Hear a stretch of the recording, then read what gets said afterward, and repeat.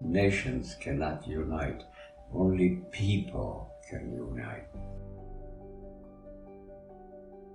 Michelantonio Celestino Onofrio Vaccaro, Tony, was born in Pennsylvania in 1922.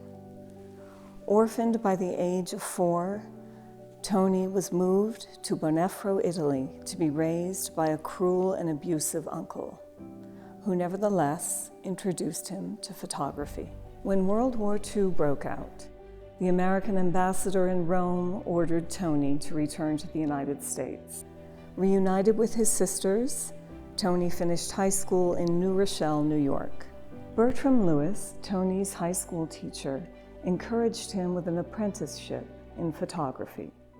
Lewis quite rightly declared Tony was born to be a photographer. In 1944, at the age of 21, Tony was drafted into World War II, and he landed on Omaha Beach 6 days after the first invasion. Tony had applied to be a Signal Corps photographer, but was declared too young. Determined to document his experience, Tony brought along a small camera. For the next 272 days, through France, Belgium, and on to Germany, Tony photographed his personal witness to the brutality of war. His perspective was not that of a war photographer or a conflict photographer. It was a true documentation of frontline death, survival, snow and bitter cold, brief moments of joy, and emotional devastation. At the war's end, Tony confronted the reality that he had little to return to in the United States. He began photographing the reconstruction of Europe for Stars and Stripes magazine, working through his nightmares of war. He found humanity in the faces of the people he photographed as they began to rebuild their communities and their lives. He found empathy and hope. He was healing.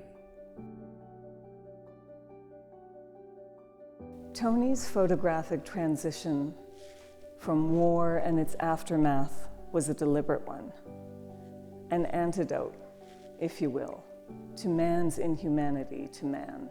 Tony focused his lens on those who gave the world something of value: artists, architects, composers, politicians, and especially beautiful women.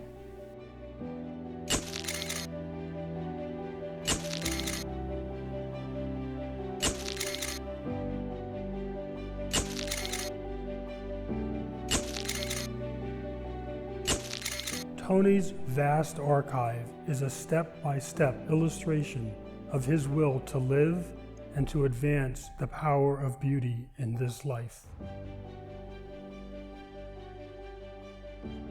Patience. You have to wait for the right moment. This is it.